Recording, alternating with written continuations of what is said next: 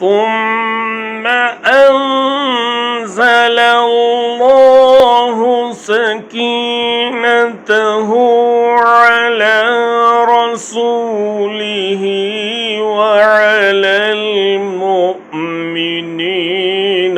وأنزل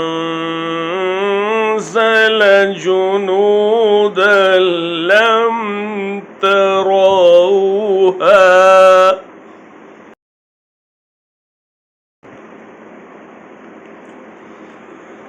ثم أنزل الله سكينته على رسوله وعلى المؤمنين وأنزل جنودا لم تروها وعذب الذين كفروا وذلك جزاء الكافرين۔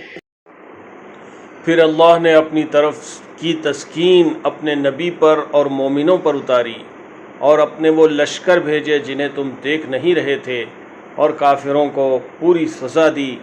इन कुफ़ार का यही बदला था।